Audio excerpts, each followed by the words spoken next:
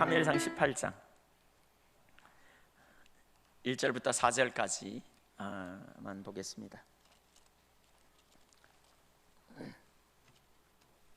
1절부터 4절 교독합니다. 다윗이 사울에게 말하기를 마침에 요나단의 마음이 다윗의 마음과 하나가 되어 요나단이 그를 자기 생명같이 사랑하니라.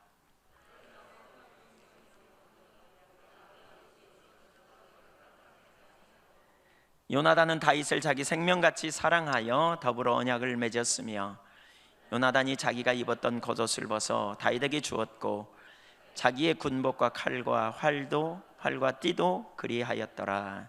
아멘. 사무엘상 강해 오늘 27번째 시간입니다. 오늘 사무엘상 강해 그 본문을 중심으로 요나단에게 배우는 그리스도인의 교제라는 제목으로 말씀 나누도록 하겠습니다. 사실 오늘 주보를 나올 때 하나님께서 함께 하심으로 이런 제목으로 했는데 사무엘상 18장 전체를 보면 하나님의 함께 하심으로 나타난 결과들이 쭉 이렇게 거기 나타나고 있습니다. 하나님의 함께 하실 때 어떤 역사가 있는가, 그런 부분들을 쭉 전반적으로 살펴보려고 하는데 그 다룰 분량이 많아서 오늘은 부분적으로 이렇게 일부분만 먼저 살펴보도록 그렇게 하려고 합니다. 우리 신앙생활에 놓쳐서는 안 될 가장 중요한 한 부분, 하나님께서 함께 계시는 것입니다. 하나님께서 함께 계실 때 그 삶에 놀라운 능력이 있습니다. 하나님께서 함께 하셔야만 생명의 역사가 나타납니다. 그러니까 신명기 30장 19절에 보면 그런 표현이 있어요. 내가 너희에게 생명과 사망과 복과 저주를 두었다. 그러면서 너와 내 자손이 살기 위해 생명을 택하라. 그러면서 하나님을 사랑하고 그 모든 길로 행하며 명령과 규례와 법도를 지켜라. 그러면서 그가 너의 생명이다 그랬어요. 그러니까 하나님이 곧 너의 생명이다. 그러면서 너와 내 자손이 살기 위해 생명을 택하라 그랬거든요. 그러니까 생명과 복, 사망과 저주가 짝이라면 생명이신 하나님을 택하면, 바꿔 말하면 하나님을 사랑하고 하나님의 말씀을 청종하고 우리가 하나님과 동행하는, 하나님을 의지하면 우리의 삶에 놀라운 생명이신 주님의 함께함으로 거기 놀라운 축복이 있다, 이걸 가르치고 있죠. 그래서 우리는 생명이신 주님과 함께 하기를 선택하는 삶이 돼야 되고요. 그 생명이신 주님이 함께 하실 때 놀라운 역사가 있어요. 성경은 너무나 많은 곳에서 하나님이 우리와 함께 하시겠다고 하시는 약속이 대단히 많이 나타나 있거든요. 여기 그 구약에도 출애굽기 25장 8절에 보면 내가 너희 중에 거할 성소를 지어라. 하나님께서 이스라엘 백성들과 언약을 맺으면서 산에 계셨던 하나님께서 이스라엘 백성들 가운데 거하시겠다, 이렇게 말하고 있어요. 또 요한복음 1장 14절에 보면 말씀이 육신이 되어 우리 가운데 거하심에 우리가 그 영광을 보니 아버지의 독생자의 영광이요 은혜와 진리가 충만하더라. 그러니까 하나님께서 우리 가운데 거하시겠다. 그래서 말씀이 육신이 되어 오셨다. 임마누엘 대신 예수님이 이 땅에 오신 사건, 임마누엘 오신 사건, 그것을 말하고 있죠. 그뿐만이 아니라 마태복음 28장 20절에 뭐라 그랬어요? 하늘과 땅의 모든 권세를 내게 주신 주님께서 모든 족속으로 제자를 삼으라고 말씀하시고 볼지어다 내가 세상 끝날까지 너희와 항상 함께 있으리라. 세상 끝나는 날까지 내가 항상 함께 있겠다라고 말씀하십니다. 또한 보혜사 성령으로 함께 하시겠다라고, 고아처럼 버려두지 않기 위해서 함께 하시겠다고 말씀하십니다. 그래서 이렇게 다윗의 일생에 하나님이 함께 하신 사건을 우리가 주목해 보아야 되고요. 또한 우리에게도 하나님이 함께 하시기를 간절히 소망해야 돼요. 그러니까 출애굽기 33장에서 모세가 하나님 앞에 기도할 때도 그 기도 우리가 이미 여러 번 살펴봤지만, 그러니까 모세가 그렇게 하나님이 자기와 함께 동행하는 삶을 열망하잖아요. 하나님께서 함께 가지 아니하시려거든 우리를 이 광야에서 사막에서 내버려 두세요라고 말하고 있잖아요. 왜요? 하나님이 함께 하셔야만 그 삶에 능력이 있으니까. 그러니까 모세는 그 비밀을 알았어요. 저도 개인적으로요, 제 일생에 하나님께서 저에게 유일한 소원 한 가지만 말해보라 그런다면 저는 주님이 저와 동행하는 것이라고 말하겠어요. 주님이 함께 하시면 거기 놀라운 승리가 있거든요. 그분이 생명이기 때문에 생명이신 그분이 우리와 동행하면 우리 삶에 능력이 있다고요. 여호와, 우리는 하나님의 이름, 성경에 하나님의 이름이라고 나온 게 많잖아요. 여호와 샬롬, 여호와 니시, 여호와 이레, 뭐 여호와 라파, 뭐 여호와 삼마. 그러니까 하나님은 어떤 하나님이냐? 하나님은 평강이다. 여호와 샬롬. 우리는 사람들에게 샬롬, 평강이 있기를 축복합니다 이렇게 말해요. 근데 뭐라고 말했냐면, 너희가 다른 사람에게 가서 빈 평안이 합당하면 그 집에 임하겠지만 합당하지 않으면 돌아올 거다 그랬어요. 뭐가 합당한 거예요? 샬롬이신 하나님이 그와 함께 할 때 그 평안이 그에게 임하는 거지, 그냥 평강하십시오 그렇다고 그 평강이 임하는 게 아니라는 거예요.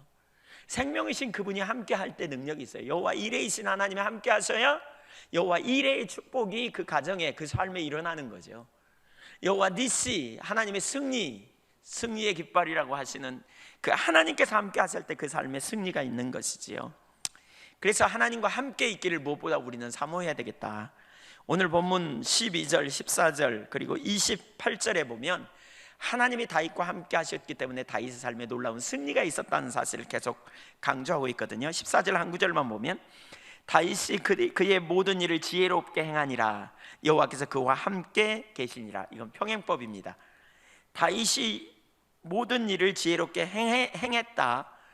그것은 왜 그러느냐? 여호와께서 함께 계셨기 때문이다. 여호와께서 함께 계셨기 때문에 다윗이 모든 일을 지혜롭게 행했다. 여기 지혜롭게 행했다는 말은요, 깨달았다라는 말도 있고 형통하다라는 말도 있어요. 다윗이 모든 일을 지혜롭게 형통하게 되었다. 왜? 하나님이 그와 함께 하셨고 하나님이 그를 뒷받침하셨기 때문이다 라고 말하고 있는 거예요. 그래서 무엇보다 하나님이 함께 하시길 여러분 간절히 소망하세요. 아멘. 하나님이 함께 하시길 축복합니다. 그 은혜가 우리 가운데 부어지길 사모하셔야 돼요.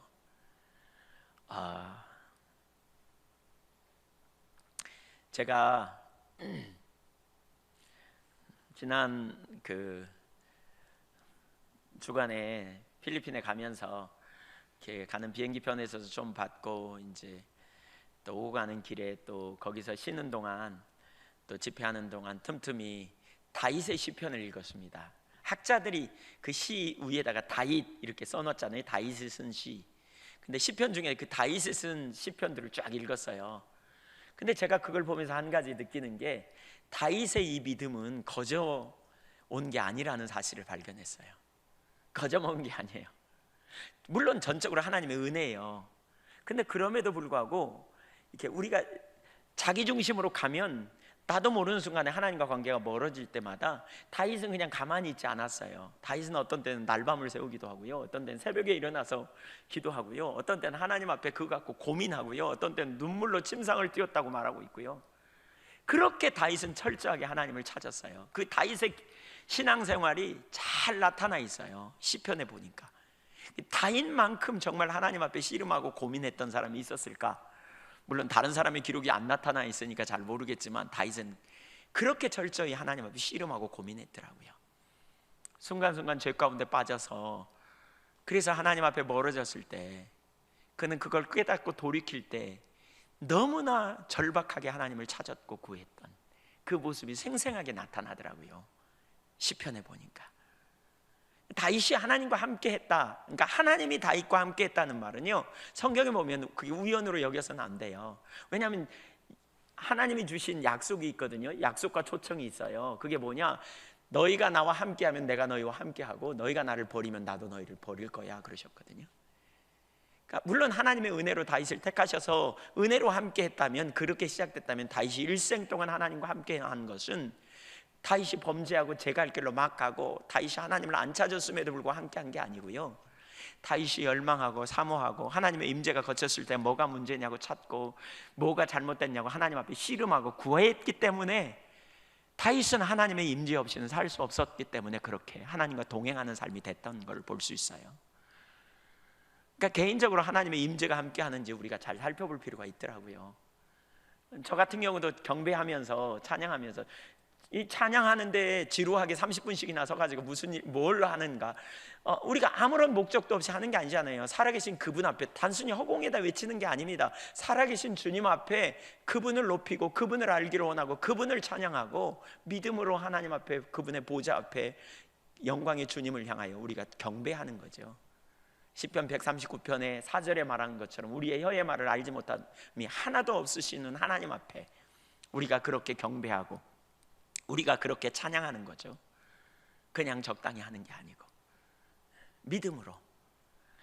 그런데 경배가 잘 안 된다, 찬양이 안 된다, 내가 기도하는데도 하나님은 나와 함께 하고 있는 것 같지가 않다, 하나님 멀리 계시는 것 같다, 그러면 그냥 아이고 찬양이 잘 안 되네 그러고 마느냐. 그래서는 안 돼요. 하나님과 함께 있기를 위해서 우리는 뭐 하느냐? 힘쓰고 애쓰며 하나님 찾아야 돼요. 저 같은 경우는 개인적으로요, 기도가 잘 안 되거나 찬양이 안 되면 제가 찬양하는 일을 중단하고 왜 하나님의 임재가 제게 거쳤습니까? 하나님 뭐가 문제입니까? 이렇게 저는 찾습니다. 찾다 보면 어떤 때는 아까 좀 전에 다른 사람에 대해서 나쁘게 말한 게 생각이 나요. 어떤 때는 내가 좀 전에 나쁜 생각을 가지고 죄를 범했던 게 생각이 나기도 해요. 근데 그거 회개하고 나잖아요. 그러면 금방 하나님의 임재가 회복됩니다. 하나님의 임재가 회복된다는 말은 하나님이 인식된다고요. 하나님이 나와 함께 하신다는 사실을 안다니까요. 그런 일이 일어나요. 개인적으로 기도할 때도 그렇고 성경을 읽는데도 무슨 말인지 전혀 안 깨달아질 때 내가 뭐가 문제가 있는 것 같다, 내 마음에 자기중심으로 올라가고 자꾸 마음과 육체의 원하는 욕망을 쫓아가려고 할 때 저는 그 자리에 가만히 있지 않습니다. 하나님, 제가 뭐가 문제가 있는 것 같은데 하나님 저에게 은혜를 부어주세요. 하나님, 제가 뭐가 문제입니까? 라고 찾고 구합니다. 그리고 깨달아지는 대로 회개하기 시작하면 하나님의 임재가 회복되는 걸 경험하겠더라고요. 무엇보다 여러분의 삶에 하나님의 임재가 깊이 회복되기를 축복합니다.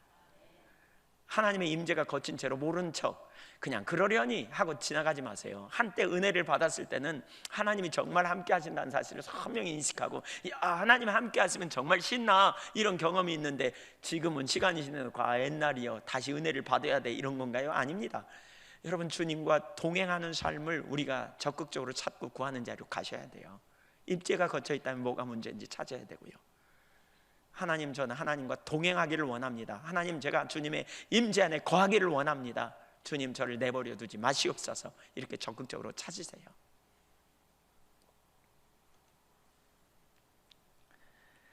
하나님이 함께하면 그래서 따라오는 결과가 뭐냐면 복이에요. 왜냐하면 생명이신 그분이 함께 하시니까 그분이 길을 열으세요. 그분이 역사하세요. 오늘은 그 중에 한 가지가 뭐냐면 진정한 친구를 하나님께서 다윗에게 붙여주세요. 다윗은 이 관계의 축복이 있었던 것 같아요. 요나단을 비롯하여서 주변에 좋은 사람들을 많이 붙입니다. 아주 귀한 일꾼들을 붙입니다. 만남의 축복이 있었습니다. 물론 사울과 같은 사람도 있습니다. 다윗을 죽이려고 쫓아다녔던. 근데 결과적으로 보면요, 사울이 다윗의 일생에 필요했어요. 그래서 사울을 통해 다윗을 하나님이 빚어가시는 통로로 쓰셨어요. 시편 60편 8절에 보면 다윗에게는 이런 관점이 있었어요. 거기 보면 뭐라 그러냐, 모압은 나의 목욕통이요, 이런 고백을 해요. 모압은 이스라엘의 가까운 나라였어요. 따지고 들어가면 이스라엘의 친척벌 되는 그 룻의 후손이니까요. 근데 모압이 이스라엘 다윗이 임금일 때 자꾸 침공해요. 그러니까 다윗이 그 모압이 침공할 때마다 하나님 앞에서 찾는 거죠. 도대체 하나님, 제가 뭐가 문제인데 왜 또 이런 일이 벌어집니까? 그러면서 하나님 앞에서 자신을 정결케 하는 통로였다는 거예요. 아이고, 그 왼수들, 이렇게 말하지 않았다니까요. 모압은 나의 목욕통이요, 그랬다니까요. 여러분, 누군가 때문에 아주 죽을 지경입니까? 혹시? 우리는 아이고 그 인간만 없으면, 우리가 그런 생각 계속 가지면요 우리가 망가집니다. 그런데 다윗은 망가지지 않았습니다. 왜냐하면 그는 하나님의 관점을 가지고 있었다니까요. 그래서 모압은 나의 목욕통이다, 모압을 통해서 내가 거룩해야 된다. 왜냐하면 모압이 침공할 때마다 그는 하나님 앞에 섰던 것 같아요. 하나님, 제가 뭐가 문제입니까? 하나님 앞에 제가 뭐가 문제입니까? 그때마다 하나님께서 깨닫게 하시고, 그래서 영적인 거룩함, 영적인 정결함의 자리로 그가 자꾸 돌아갔던 것 같고요. 그래서 그 삶에 놀라운 능력이 있었던 걸 볼 수 있어요. 그런데 이렇게 다윗이 만나는 많은 사람들 중에 요나단은 최고의 친구였어요. 최고의 친구. 오늘 요나단과의 관계를 좀 살펴보기 원합니다. 두 가지를 보려고 합니다. 첫째, 우리가 가져야 될 관계, 1절과 3절을 보겠습니다. 한번 읽겠습니다. 다윗이 사울에게 말하기를 마침에 요나단의 마음이 다윗의 마음과 하나가 되어 요나단이 그를 자기 생명같이 사랑하니라. 3절, 요나단은 다윗을 자기 생명같이 사랑하여 다윗과 언약을 맺었으며, 여기 요나단이 다윗을 자기 생명처럼 여겼다, 그러면서 사랑했다, 이런 표현이 나와요. 생명처럼 사랑했다 두 번이나 표현하고 있어요. 그런데 이런 요나단의 태도는 매우 귀한 태도입니다. 그는 하나님의 뜻을 위해 자기를 부인하는 자세를 가지고 있는 것을 볼 수 있습니다. 이제 살펴보겠지만, 우선 두 사람은 서로 사랑하는 우정을 갖기가 아주 어려운 장애물들을 가지고 있었어요. 그러니까 이렇게 사랑할 수 있기가 어려운 관계예요. 두 사람의 관계는 세 가지를 볼 수 있는데, 그 중에 첫째는 뭐냐? 무엇보다 신분의 차이입니다. 요나단은 왕자였고요, 다윗은 목동이었습니다. 어떻게 왕자와 다윗이 서로 친해져요? 그뿐만이 아니에요. 그 친해질 수 있는 계기가 있어야 친해지잖아요. 근데 그런 계기도 없어요. 1절에 보세요. 다윗이 사울에게 말하기를 마침에 요나단의 마음이 다윗의 마음과 하나가 되어 요나단이 그를 자기 생명같이 사랑하니라. 요나단이 다윗을 개인적으로 만나서 대화를 하고 보니까 이 사람은 정말 좋은 사람이야, 이래서 사랑하게 된 게 아니라는 거예요. 그러니까 그 앞에 17장 55절에 보면 다윗이 사울 앞에서 얘기를 하고는 전쟁에 나가거든요. 골리앗 때리잡으러. 그랬더니 이제 사울이 그 아브넬, 군사령관 아브넬에게 말하는 거예요. 묻는 거예요. 저가 누구냐? 그랬더니 아브넬이 그렇게 말해요. 내가 왕의 사심을 두고 맹세하는데 절대로 모릅니다, 그래요. 저는 이 구절을 보면서 그런 생각이 들더라고요. 뭘 맹세까지 하면서 모른다 그럴까? 그렇죠? 근데 왜 그럴까? 이 구절을 보면서 하나님께서 이렇게 뭔가 주목하게 하는 게 있는 것 같아요. 저는 이 구절을 보면서 그걸 봤어요. 이 구절 속에서 이걸 가르치는가 보다, 하나님께서 우리에게. 그러니까 다윗은 그만큼 무명의 사람이었어요. 근데 그분이 세우니까 급속도로 다윗을 세우는 거죠. 하나님이 세우고자 하면 아무리 감춰놔도 하나님이 그를 드러내시죠. 그리고 이제 다윗이 골리앗을 때려잡아서 그 목을 잘라가지고 오는 거죠. 그랬더니 묻는 거예요. 사울이 너 누구냐? 너 누구냐? 이렇게 물어요. 그랬더니 누구의 아들이냐? 그랬더니 나는 주의 종 베들레헴 사람 이새의 아들입니다, 이렇게 말해요. 근데 이 말을 듣자마자 다윗이, 그러니까 요나단이 다윗의 마음과 하나가 되어 다윗을 자기 생명처럼 사랑했다는 거예요. 여러분 이해가 되세요? 그 말 했다고 어떻게 생명처럼 사랑하는 자리로 순식간에 갈 수 있어요? 그렇지 않아요? 아니 별로 뭐 중요하지도 않은 말 한마디 듣고는 생명처럼 사랑해. 한눈에 꽂힌 건가? 뭐 요즘으로 보면 겉모습이 아름다워서 남녀간의 이성간의 사랑에는 그런 마음이 있을 수 있다고 치지만 어떻게 이런 일이 일어났는가 하는 거예요. 그래서 심지어 그 동성연애와 관련된 어떤 사람은 책을 쓰면서 성경에도 동성연애를 조장한다. 그러면 뭘 보냐? 다윗과 요나단의 관계는 동성연애 관계였을 거다, 이 구절을 들어가지고 그렇게 쓰는 사람도 있어요. 근데 그건 절대로 아닙니다. 그 아이러니죠. 어떻게 요나단이 신분 차이가 있음에도 불구하고, 그것도 대화를 나누거나 오래 교제를 통해서 그런 사랑하는 관계가 됐다면, 깊은 우정을 가졌다면 이해가 되지만 어떻게 그럴 수 있었는가 하는 거고요. 두 번째 장애물이 있는데, 아버지 사울왕의 견해와 대치되는 상황에서 다윗에게 요나단이 우정을 갖는 것은 아주 어려운 일이었을 거예요. 요나단의 아버지가 사울이었다는 것, 심지어 죽이려고 하는 상황이었잖아요. 그럼에도 불구하고 진정으로 서로 사랑했다는 거예요. 왕정시대의 아무리 아들이라도 왕의 방침과 일치되지 않는 것은 매우 심각한 문제였던 것을 볼 수 있죠. 요나단이 아버지 사울이 가진 감정을 벗어나서 사울이 미워하는데, 자기 아버지가 미워하는데 자기가 사랑한다, 이건 정말 쉽지 않은 일이었어요. 근데 그렇게 사랑했다는 거예요. 세 번째, 이 관계가 정말 그 장애물이 많은 관계였던 또 한 가지 하나는, 깊은 관계, 그 깊은 우정으로 나가기가 어려울 수 있는 장애물. 이 모든 장애물보다 더 심각한 것은 요나단의 입장이었다는 거죠. 다윗의 등장으로 가장 앞길이 가로막히게 된 사람이 누굴까요? 다윗이 인기를 얻고 다윗이 점점 세워지면 결국 누구에게로 가요? 그 피해가 요나단이에요. 그러니까 다윗이 세워지면 요나단에게 피해가 갈 거예요. 그래서 어쩌면 다윗의 성공을 가장 질투할 만한 사람이 누구냐? 같은 시대에 사는 요나단이라고 할 수 있어요. 그의 앞길이 불투명하기 때문에. 다윗이 세워지면 자기가 물러날 수, 왕노릇 못할 수도 있잖아요. 그럼에도 불구하고 그는 정말 다윗을 사랑했다니까요. 그리고 다윗이 위험한 순간에 위로와 격려의 일에 쓰임받는 통로가 되는 거예요. 어떻게 그런 우정을 가질 수 있었을까? 어떻게 그런 교제를 가질 수 있었을까? 그렇잖아요. 잘 알고 사랑할 수 있다거나, 아니면 자기 아버지가 사랑하기 때문에 나도 사랑한다 뭐 이렇게 한다거나, 아니면 다윗이 자기를 위해 이 다음에 충성할 신하쯤으로 보여야 뭐 그렇게 좋은 관계를, 이 관계를 내가 잘 가지면 내게 유익이 돌아올 거라고 계산이 되어야 뭐 이렇게 좋은 관계를 유지할 수 있을 것 같아요. 근데 그런 관계가 아니었다니까요. 그럼에도 불구하고 요나단이 다윗을 그렇게 사랑할 수 있었던 근거가 뭐냐? 믿음입니다. 믿음. 우리가 성경에서 지금까지 여러 차례 우리가 살펴본 부분이 있는데, 그게 뭡니까? 그 16장 7절에 보면, 사무엘상 16장 7절에 보면 하나님의 관점을 우리에게 가르치는 바가 있었죠. 그게 뭐예요?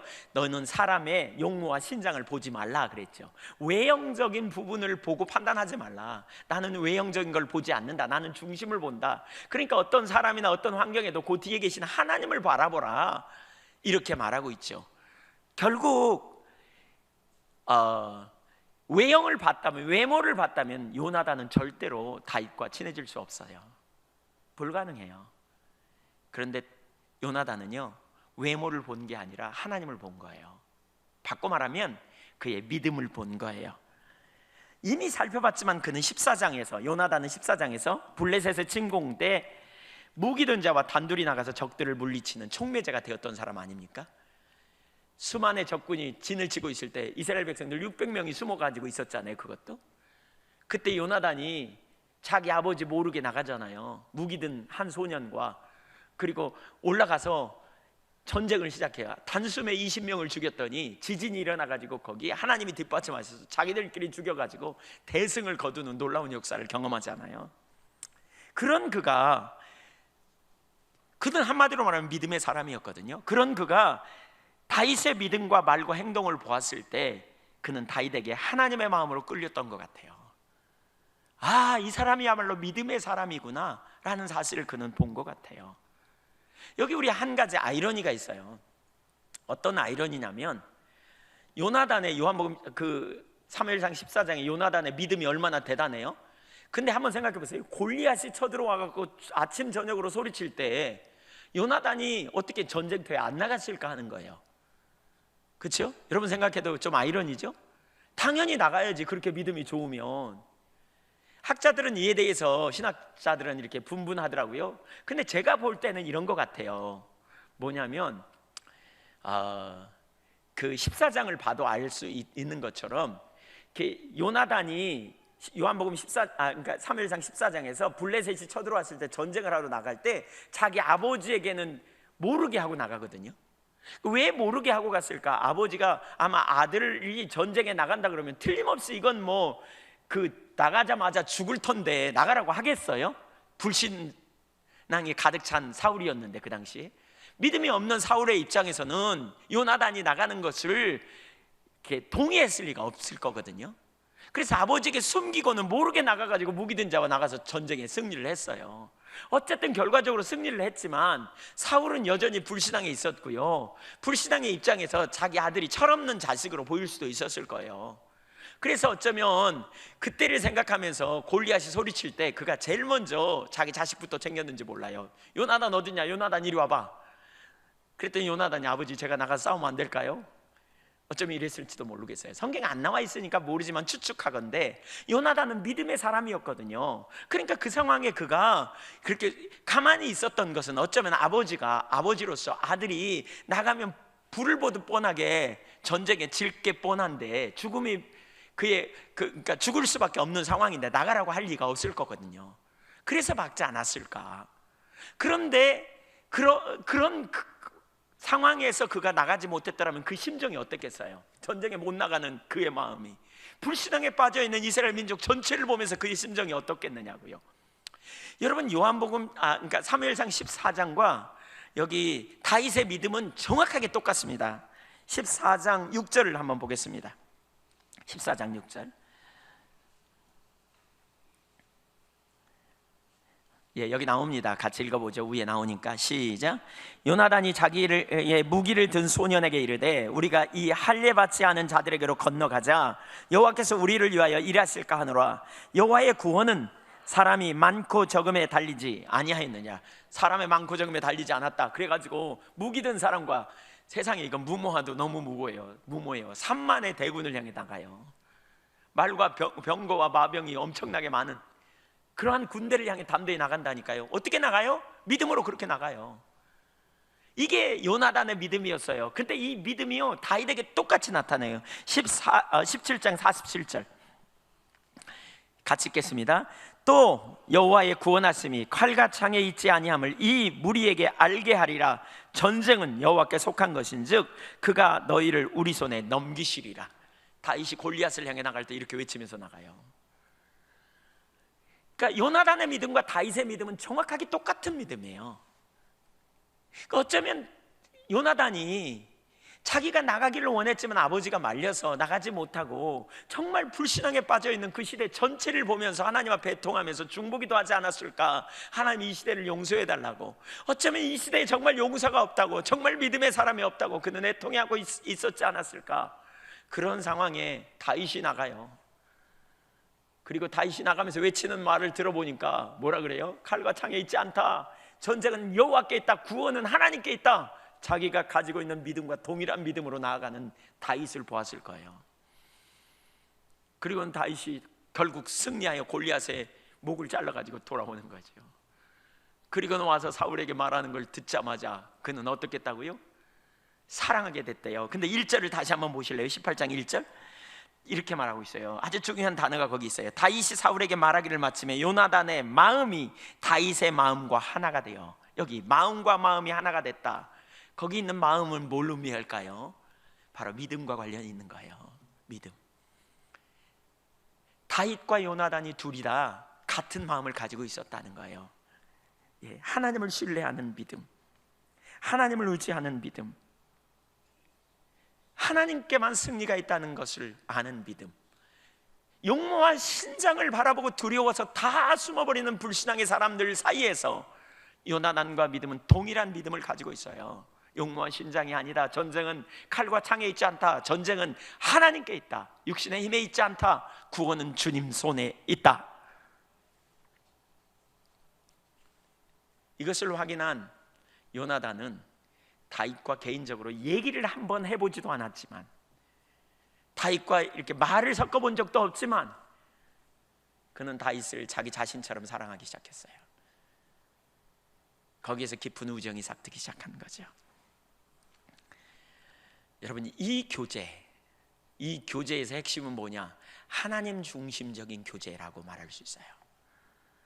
이들은 하나님 중심적인 사람들이었어요.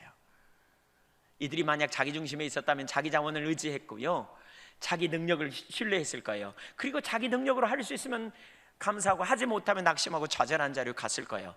그러나 이들은 하나님 중심에 있었기 때문에 하나님의 영광을 위해, 그리고 전쟁은 칼과 창에 있지 않다. 바꿔 말하면 용모와 신장에 있지 않다. 바꿔 말하면 자기들 안에 답이 있는 게 아니다. 하나님 그분의 전쟁이다. 그리고 그분이 그분의 능력으로 이 일을 이루실 것을 본 거죠.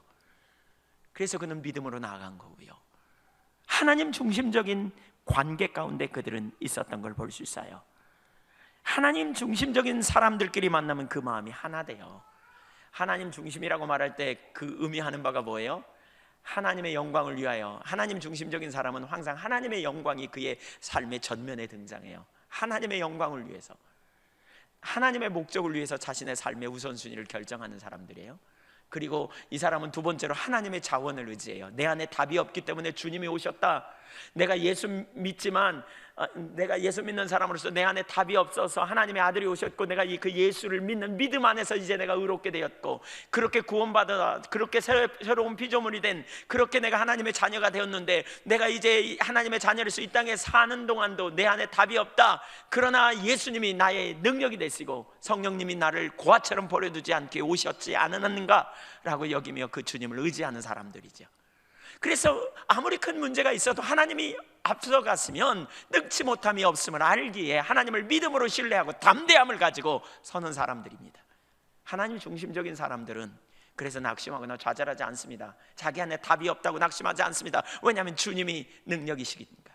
내 안에 구원의 여망이 없을 때 주님이 나를 위하여 십자가에 달려 죽으심으로 나의 구원을 위한 완전한 처방이 되신 것처럼 구원받은 이후에 내가 하나님의 자녀로 살지만 이 땅에서 변화될 가능성이 없어 보일 때 내 스스로 능력이 없을 때 나를 돕기 위해 보혜사 성령님이 오셨고 그래서 때를 따라 돕는 은혜를 구하라고 하신 주님의 은혜를 의지하여 낙심하는 대신 그분의 보좌 앞에 나아가는 사람, 이것이 바로 하나님 중심적인 삶을 사는 사람들의 모습이라니까요. 하나님의 영광을 위해 살고 하나님 자원으로 살고 그런 사람은 또 매사를 바라볼 때 하나님의 관점으로 바라봅니다. 자기 중심적인 사람은 자기 관점으로 바라봅니다. 내가 할 수 있어? 없어? 용모와 신장, 외형적인 것으로 자꾸 사람을 바라봅니다. 할 수 있으면 할렐루야 그랬다가 못하면 놀렐루야 그리고 낙심하고 좌절하고 뒤집어져요. 이런 사람은 또한 하나님 중심적인 사람은 그래서 매사에 하나님의 길을 찾아요. 하나님의 길이 뭔지, 하나님의 의도가 뭔지, 하나님의 방법이 뭔지, 하나님의 기준이 뭔지 이 부분을 찾고 구해요. 왜요? 하나님을 따라가면, 하나님을 의지하면, 하나님의 길에 서면 거기 승리가 있음을 알기 때문에 그렇죠. 거기에 능력이 있음을 알기 때문에. 그러나 자기 중심으로 돌아가면요, 우리가 하나님을 잘 몰라 자기 중심에 머무르면요, 또 하나님 중심에 있다가 자기 중심으로 돌아가면요, 자기 영광이, 자기 목적이 전면에 등장합니다. 자기가 딱 전면에 등장합니다. 사울이 한때 하나님 중심에 있었을 겁니다. 그러나 그가 왕으로 세워진 다음에 자기 중심으로 돌아왔습니다. 그래서 뭐냐? 자기가 전면에 딱 등장합니다. 그때부터는 그는 모든 그 왕으로서 살아가면서 행했던 모든 치적이 자기를 위한 기념비를 세우는데 급급했습니다. 그는 끝까지 자기 이 자기가 안 내려집니다. 우리가 자기 중심으로 돌아가면요, 육신의 정욕, 안목의 정욕, 이생의 자랑이 전면에 등장합니다. 아담이 선악과를 따먹기 직전에 받은 유혹, 너 이거 따먹으면 눈이 밝아져 하나님처럼 된다? 하나님은 뭐라 그랬어요? 그 나무 열매 따먹으면 반드시 죽는다 그랬어요. 근데 뭐예요? 자기 중심으로 돌아가니까 뭐예요? 그 열매 따먹으면 안 죽을 것 같이 여겨져요. 안 죽일 것 같이. 오늘날 너무나 많은 사람이 자기 중심으로 돌아가니까 절대로 따서는 안 될 걸 아무렇지도 않게 따먹어요. 그냥 육신의 정욕, 안목의 정욕, 이생의 정욕, 그것에 빨려가 버리는 거죠. 죽을 것을 죽을 것으로 안 보여요. 자기 관점은. 하나님은 죽는다 그랬어. 근데 죽을 것으로 안 보여요. 관점이 왜곡돼서 그래요. 그래서 전혀 엉뚱한 데로 가버리는 거죠. 자기 중심으로 돌아가면 자기가 목적이 되는 거예요. 그리고 자기 안에 해답이 있다고 생각해요. 자기 능력을 의존해요. 그러다 실패해요. 그러니까 자기 자원에 사는, 자기 중심적인 삶을 사는 사람은, 자기 자원을 의지하고 자기 자원의 삶을 사는 사람은 항상 뭐냐? 한계 아래서 살아요. 두 가지밖에 안 나와요. 하나는 우월의식에 빠지든지, 그보다 못하면 열등의식에 빠지든지, 아니면 자기의에 빠지든지 죄책감에 빠지든지. 사실 우리 힘으로 안 되기 때문에 주님이 계셔요. 그래서 우리가 완전한 절망 속에서도 절망하지 않아요. 하나님 중심의 삶을 사는 사람은. 왜요? 그래서 주님의 은혜가 내게 필요하고 그분이 나를 위해 오셨지 않은가. 그래서 낙담하지 않아요. 자기 중심에 있는 사람은 또 자기 관점, 자기가 보이는 것이 진리라고 생각해요. 눈에 보이는 외형과 용모와 신장에만 매이게 돼요. 그래서 왜곡된 관점을 갖는, 그것도 올바로 보는 게 아니라니까요. 반드시 죽을 것이라고 말씀하셨음에도 불구하고 그걸 보면서 먹음직도 하고 보암직도 하고 지혜롭게 할 만큼 탐스럽게 보인다니까요. 하나님이 안 계시니까 자기 욕심이 끄는 대로, 마음과 육체가 끄는 대로 행하는 거예요. 그렇게 보고 그렇게 가는 거예요. 뒤에 나오지만 여러분, 우리가 행동하기 전에 죄는요, 생각 속에서 대부분 짓습니다. 그런 생각을 짓기 시작하면 그 다음에 행동으로 갑니다. 생각에서 잘라버려야 되는데 그게 안 되는 거죠. 결국 자기 길을 선택합니다. 하나님 중심적인 사람끼리 만나면, 이 교제가 되면 마음이 하나가 돼요. 왜냐하면 하나님의 목적에 집중하기 때문에, 하나님의 영광을 위하기 때문에, 철저히 하나님을 기쁘시게 하려고 하기 때문에.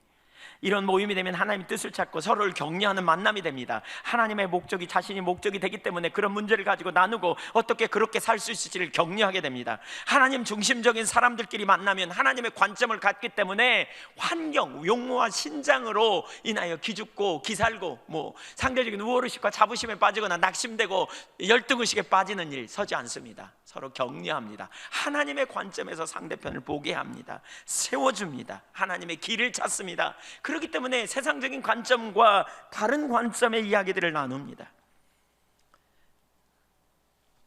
잠언 22장 17절에 보면 그런 표현이 있어요. 철이 철을 날카롭게 하는 것 같이 사람이 그의 친구의 얼굴을 빛나게 하느니라. 철이 철을 날카롭게 하듯이 친구가 친구를 서로 빛나게 해요. 그래서 하나님 중심적인 사람들끼리 만나서 얘기하면요, 하나님 중심으로 삶이 변화돼요. 자꾸 변화돼요. 도전을 받아요. 다른 관점으로 눈을 본다고요. 여러분, 우리는 예수님이 이 땅에 오셔서 하나님 나라의 복음을 가지고 왔어요. 그래서 우리는 그 예수를 믿고 하나님 나라의 통치를 우리는 발견한 자예요. 우리는 하나님의 통치 안에 있는 자이고 하나님의 관점으로 세상을 보는 자예요. 그래서 우리는 하나님의 방식으로 이 땅에서 손해를 봐도 하나님의 방식으로 살면, 하나님의 길을 따라가면 마침내 궁극적인 승리가 있음을 아는 자들이에요. 그러나 세상은 그렇지 않아요. 당장의 이익을 위해서 적당히 타협하고, 당장의 이익을 위해서 거짓말하고, 당장의 이익을 위해서 슬그머니 그냥 눈 한번 감고 찔끔 넘어가는 게 현명하다고 가르쳐요. 그래서 자기중심적인 사람들과 대화를 하면 그것이 일상적인 삶이에요. 그러나 하나님 중심에 있으면요, 결국 하나님이 아신다. 결국 하나님께서 어떻게 세우시는 분은 하나님이시다. 하나님께서 결국 우리의 머리를 드신다. 하나님께서 결국 우리의 명예를 회복시키신다. 그분은 능력이다. 그분은 능치 못함이 없다. 그래서 하나님 중심적인 사람은 자기를 의지하지 않고, 그렇죠? 자기 영광을 스스로 구하기보단 하나님을 구하면 그분이 우리의 영광과 명예가 되기 때문에 그분이 우리를 세우실 걸 아는 거죠. 기꺼이 우리는 그분의 길로 행하고 그분의 뜻을 쫓아 행하는 삶으로 나아갈 때 놀라운 승리가 우리 가운데 주어진다는 거죠. 여러분은 어떤 사람과 현재 교제하고 있습니까? 여러분은 어떤 사람입니까? 여러분은 다른 사람에게 여러분은 하나님 중심적인 삶으로 도전을 주는 사람입니까? 아니면 여러분은 다른 사람이 하나님 중심적인 사람을 자기 중심 삶으로 끌어내려고 하는 사람이 아닌지 살펴보십시오. 교회 안의 교제는 저는 하나님 중심적인 교제여야 된다고 믿습니다. 하나님 중심적인 사람들끼리 만나 교제하게 되면 철이 철을 날카롭게 하듯이 서로를 세워줍니다. 서로를 격려합니다. 하나님의 기준 가운데 세웁니다. 우리가 교회 안에서 이런 그 관계가 되어지는 것이 얼마나 중요한지 모릅니다. 하나님 중심적인 친교가 되면 서로 도전을 받고 서로 세워집니다. 세상적인 교제가 많이 있을 수 있어요. 그렇죠? 등산 모임, 낚시 모임, 축구 동호회, 골프 모임, 여러 가지 모임이 많이 있어요. 물론 우리 그리스도인들은 그 모임과 담을 쌓아 이런 얘기가 절대로 아닙니다. 제가 말씀드리는 건 당연히 우리는 세상을 향해 나가야 됩니다. 복음을 전해야 합니다. 그러나 우리가 먼저 그런 모임만 가져서는 안 되고요. 먼저 어떤 모임이 있어요? 하나님 중심적인 모임, 교제가 되어져야 돼요. 여러분 중에 진짜 하나님 중심적인 사람과 교제하는 그런 깊은 교제가 있다면 여러분 절대로 헛된 대로 잘 안 나갈 거예요. 진짜 삶을 나눌 수 있는 친밀한 교제를 나눌 수 있는 사람이 있다면 여러분 절대로 옆으로 빗나가지 않을 거예요. 하나님 중심적인 그런 교제를 가지고 있다면, 깊은 교제를 가지고 있다면. 문제는 하나님 중심적인 교제를 나눈 사람은 없고 세상적인 교제만 나누다가 그리스도인으로서 정체성을 잃어버리고 세상적인 방법과 세상적인 기준을 따라서 흥청망청 살아가면서 그렇게 흘러가는 게 문제라는 거죠. 예. 우리가 가져야 될 놀라운 그 어떤 교제를 가져야 되는가? 저는 개인적으로 특별히 우리 남자분들 중에 이런 분들이 적지 않아요. 예수 믿기 전에는 많은 세상적인 친구도 많고 막 그러다가 신앙생활 하다 보니까 다 끊어져, 한 사람씩 이렇게. 그래가지고 지금은 교회, 직장, 가정 외에는 없어, 모임에. 제가 그런 분들을 보면서 진짜 교회 안에 교제가 활성화될 필요가 있구나, 이런 생각을 많이 해요. 여러분, 그래서 우리가 유언회도 있고 지난주에 우리 선교회 비슷한 연령들끼리 모이는 모임을 가졌잖아요. 선교회에서 더 친밀한 교제를 많이 나누고 더 이런 모임이 돼야 돼요. 근데 그 모임 가운데 교제가 매우 중요하지만 그 교제가 어떤 성격을 띠느냐는 대단히 중요하다고 봅니다. 오이코스도 마찬가지입니다. 어떤 오이코스로 모이느냐가 아니라 그 오이코스의 성격이 뭐냐, 모여서 어떤 교제를 나눌 수 있느냐.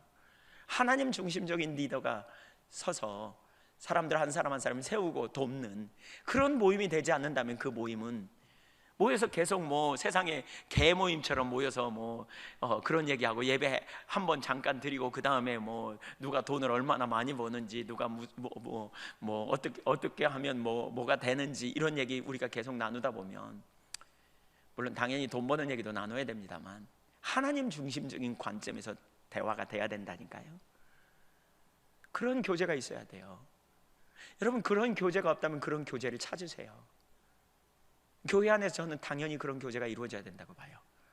우리 지금 남녀 선교 회장님들은 그런 사명을 가지고요, 그런 교제를 이루려고 해야 되고요. 우리 이 다음에 오이코스가 지금 아직 정리되지 않았지만 오이코스가 정리되면 저는 그런 리더들이 세워져야 된다고 봐요. 그렇게 안 되면 그 모임이 올바른 모임이 될 수가 없어요. 철저하게 하나님 중심적인 모임이 되고 나누는 모임, 이런 교제 가운데 있어야 놀라운 승리가 있어요. 서로를 세워줘요. 왜 우리 그런 말 있잖아요. 친구를 보면 그 사람을 알 수 있다. 친구가 친구를 날카롭게 한다니까요. 영적인 믿음의 동역자를 둘 수 있기를 축복합니다. 여러분, 그런 친구를 찾으세요. 진짜 삶을 나눌 수 있는 하나님 중심적인 친구. 주님, 그런 친구를 내 삶에 붙여달라고 기도하세요. 그런 친구를 달라고. 하나님, 제 삶을 정말 나눌 수 있는, 제가 무슨 얘기를 끊하든지 하나님 중심적인 관점에서 볼 수 있는, 나를 격려할 수 있는, 나를 세울 수 있는 그런 친구들과의 만남이라면 무슨 일이 있어요? 코가 빠지고 낙심돼서 가면 도전받고 오겠죠. 코가 빠져갖고 갔는데 자기 자랑 정말 많이 해가지고 상대적인 박탈감에 빠져갖고 돌아오면 그런 모임은 올바른 모임이라고 할 수 없겠죠. 하나님 중심적인 교제가 되어지는, 그 자리에 있어야 온전한 교제가 되어져요. 개인적으로 제가 되게 많이 경계하는 것 중에 하나가, 교회가 세워지려면 하나님 중심적인 삶에 있어야 되겠더라고요. 근데 아까도 나눴지만 하나님 중심은 자동적이지 않는다니까요. 하나님 중심적인 자리에 있으려면 뭐 해야 된다고요? 우리가 부지런히 하나님 찾아야 된다고요. 개인적으로 저도 수도 없이 경험합니다. 제가 하나님 중심에 있다가 어떤 순간 자기 중심으로 돌아가면 제 속에 시기 질투가 올라옵니다. 제 속에 영적인 공격이 와요. 물밀듯이. 육신의 정욕, 안목의 정욕, 이생의 자랑, 이런 공격들이 제게 온다니까요. 음란한 생각들이 떠오르기도 하는 걸 경험해요. 우리 중에 아무도 예외가 없어요. 자기 중심으로 돌아가면 우리가 본능의 자극을 받기 때문에 우리가 그 자리에 가버릴 수밖에 없어요. 순식간에 자기가 전면에 등장하고요, 자기의 종로로 탄 삶을 살게 된다니까요. 그래서 깨어 있어야 돼요. 그래서 주님 찾고 구하고 기도하는 자리에 우리가 가야 돼요. 그래야 우리가 하나님 관점으로 보게 되고 하나님의 관점으로 우리의 삶을 살 수 있게 된다고요. 두 번째, 참된 교제에 이르기 위한 자세. 요나단은 정말 대단한 친구였습니다. 요나단에게서 예수님 냄새가 납니다. 저는 요나단처럼 되고 싶습니다. 여기 오늘 본문을 보니까 요나단은 정말 굉장한 사람이에요. 다윗이 굉장하기 때문에 요나단은 감춰져서 보이지 않잖아요. 근데 성경에 보면 요나단은 철저하게 자기 권리를 포기하고 자기 주도권을 내린 사람이에요. 이 권리를 포기한 사람, 한 모범을 보여주고 있는 얘가 요나단 같아요. 자기를 포기하는. 그러니까 제가 많은 사람을 만나지만 또 주님과 교제하고 주님과 동행하면서 영적으로 성숙되기를 정말 열망하는 사람들을 많이 보거든요. 여러분도 영적으로 성숙되기 원하시죠? 근데 그 영적으로 성숙 안 되는 이유가 있더라고요. 그게 뭐냐면 자기가 안 내려져서 그래요. 이 자기가. 그럼 고민하는 분 손 들어보세요. 그런 문제 갖고. 예, 축복합니다. 일절이 많이 드는데 그런 분은 오늘 설교를 잘 들으십시오. 그러니까 요나단은 그런 모범을 보여주고 있어요. 철저하게. 그 씨름이 우리 가운데 결국 필요한데요. 그는 믿음의 사람이고 하나님 중심적인 사람이고 철저히 자기를 부인하는 사람, 자리에 있습니다. 우선 그러니까 하나님 중심적인 그의 모습 두 가지만 보겠습니다. 첫째, 그는 철저히 자기를 희생했습니다. 4절을 보겠습니다. 4절 같이 읽습니다. 시작. 요나단이 자기가 입었던 겉옷을 벗어 다윗에게 주었고 자기의 군복과 칼과 활과 띠도 그리하였더라. 요나단은 자기가 소유하고 있던 것들, 자기들에게 소중한 것들을 다윗에게 주었습니다. 그 당시에 우리가 14장에선가 나왔죠. 철기 문명이 발달하지 않았어요. 그래서 그 당시에 그 칼이나 갑옷 같은 거는 누구만 입었냐면 왕이나 왕자 이 수준만 입었어요. 군 사령관 이런 사람들만 입었어요. 다른 사람들은 칼도 갖고 있지 않았어요. 그러니까 왕자로서 입었던 갑옷은 또 특별할 거 아니에요? 좀 구별됐을 거 아니에요? 근데 그걸 벗어서 다윗에게 주었다. 이건 굉장한 일 아닙니까? 굉장한 거예요. 거기 칼과 모든 무기를 다 주었어요. 옷도 다 주었어요. 기꺼이 다윗에게 주었어요. 어쩌면 그는 자기 마음을 주는 행위를 했던 걸 볼 수 있어요. 왕자가 입었던 옷과 무기를 준 것은 예언적인 의미도 여기 포함되어 있다고 볼 수 있어요. 그는 다윗을 차기 왕으로 인정하는 그런 행위였다고 볼 수 있어요. 20장 4절을 보겠습니다. 요나단의 몇 가지 행적을 좀 보겠습니다. 20장 4절. 요나단이 다윗에게 이르되 네 마음의 소원이 무엇이든지 내가 너를 위해 그것을 이루리라. 철저하게 다윗을 위해서 자기 자신을 희생하는 삶. 나중에 그는 심지어 하나님이 다윗을 자기 대신 세울 것을 알았습니다. 그럼에도 불구하고 그는 일관된 자세를 취하고 있습니다. 그러니까 3일상 23장 15절 이하 읽어보겠습니다. 17절까지. 다윗이 사울이 자기의 생명을 빼앗으려고 나온 것을 보았으므로 그가 십광야 숯불에 있었더니 사울의 아들 요나단이 일어나 숯불에 들어가서 다윗에게 이르러 그에게 하나님을 힘있게 의지하게 하였는데 곧 요나단이 그에게 이르기를 두려워하지 말라. 내 아버지 사울의 손이 내게 미치지 못할 것이요 너는 이스라엘 왕이 되고 나는 내 다음이 될 것을 내 아버지 사울도 안다 하니라. 너는 이스라엘 왕 될 거야. 나는 너의 다음이 될 거야. 그것을 내 아버지도 알아. 그러니까 자기도 안다는 거잖아요. 네가 왕 될 거야. 그는 왕자예요. 그는 시간만 지나면 자기가 왕자가 돼요. 왕이 돼요. 근데 하나님이 다윗을 세우실 거를 알았다는 거예요. 여러분 같으면 어떻게 하시겠는지 한번 생각해 보세요. 여러분이 요나단이라면, 내가 요나단이라면 다윗과의 관계를 여러분은 어떻게 하시겠는지 생각해 보세요. 아니면 여러분이 요나단의 친구라면 요나단에게 뭐라고 여러분은 조언하겠어요? 얘야 가서 너 칼 있잖아. 슬그머니 가서 그냥 해. 그럼 네가 왕 될 수 있잖아. 정적을 제거해야지. 정치적인 적인데 당 칼에 베어버려. 네가 당연히 왕이니까 그렇게 해야지. 우리는 이렇게 말하는 게 훨씬 쉬울 거리요? 아닌가요? 여러분 같으면 어떻게 하시겠어요? 저는 제 본능이 시키는 대로 하면 그렇게 하겠어요. 저라면 그렇게 하기가 쉬울 것 같아요. 근데 요나단은요 전혀 그렇게 하지 않아요. 전혀. 어떻게 그렇게 할 수 있었을까? 그가 바본가요? 아닙니다. 그는 철저히 하나님 중심적인 사람이었습니다. 그는 하나님 통치 가운데 철저히 자신을 세우는 사람이었습니다. 그래서 하나님의 뜻이 이루어지기를 바라고 있는 것입니다. 그는 철저히 자기를 비워 하나님의 뜻이 이루어지기를 소망했던 사람입니다. 요나단에게서 예수님의 향기를 맡을 수 있습니다. 빌립보서 2장 5절을 보면 예수님이 그런 삶을 사셨던 걸 볼 수 있어요. 너희 안에 이 마음을 품으라.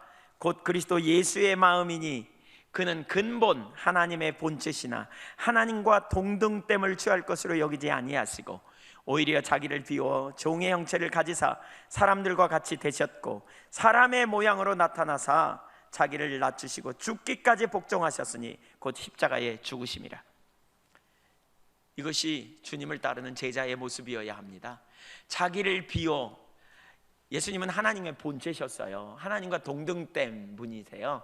근데 자기를 비워 종의 형체를 가져 죽기까지 복종하셨다. 한마디로 말하면 권리를 포기하셨다는 거예요. 그리고 뭐예요? 종이 됐다. 아버지의 뜻이 이루어지기를 위해 자기 권리를 기꺼이 포기하되 죽음에까지 이르도록 순종했다, 이 말입니다. 그러니까 예수님에게서 철저히 목적은 뭐냐? 하나님의 뜻이었습니다. 아버지의 일. 예수님은 한 번도 자기 일이라고 하지 않았어요.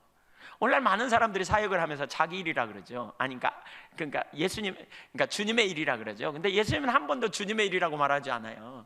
그러니까 예수님은 내 일이라고 말하고 있지 않고요, 내가 하는 주님의 일, 이게 아니고요, 예수님은 아버지의 일이라 그랬어요. 아버지의 뜻이 이루어지기 위해 자기를 비웠어요.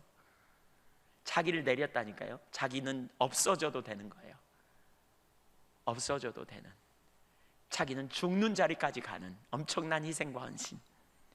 그래서 종의 형체를 가지라고 우리에게 가르치고 있죠. 하나님의 뜻이 이루어지는데 자기를 비우지 않으면 안 되는 것을 설명합니다. 오늘날 영적으로 성숙되지 못하는 가장 주된 이유가 여기 있다니까요. 자기를 내려놓지 못하기 때문에. 한마디로 말하면 자기 중심에 머물거나 아니면 하나님 중심이었다가 이내 자기 중심으로 돌아가 버려서, 자기 중심으로 돌아가면 자기가 전면에 등장하잖아요. 자기가 목적이 돼요. 그래서 아까 나눈 것처럼 아담이 타락하는 순간 안목의 정욕, 이생의 자랑, 육신의 정욕, 육신의 정욕, 안목의 정욕, 이생의 자랑에 붙들려 버려요. 그래서 순식간에 뭐가 있어요? 내가 전면에 와야 되는데, 이거죠. 사울의 문제가 뭡니까? 사울의 문제가 하나님의 뜻이 성취되는데 초점 있는 게 아니라 자기를 세우려다가 결국 하나님의 뜻을 가로막게 되잖아요. 그래서 버림받은 거 아닙니까? 6절을 한번 가만히 보겠습니다. 6절.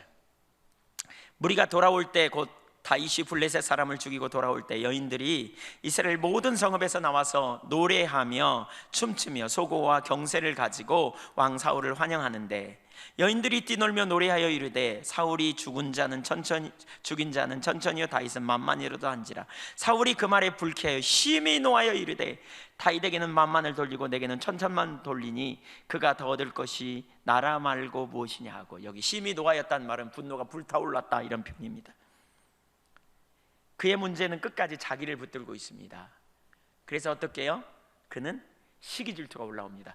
그러니까 전쟁에 승리하고 돌아왔는데 여인네들이 노래를 불러요. 여기 사울을 환영했다 그랬어요. 그러니까 그냥 사울은 만만히로세, 천천히로세 뭐 이렇게 노래하고 말면 좋아. 근데 거기다 다윗을 부르잖아요. 왜 다윗을 거기다가 그냥 넣어가지고 다윗이 입장 곤란하게 만들어놨는지 모르겠어요. 사울 시험 들고 다윗 입장 곤란하게 하고.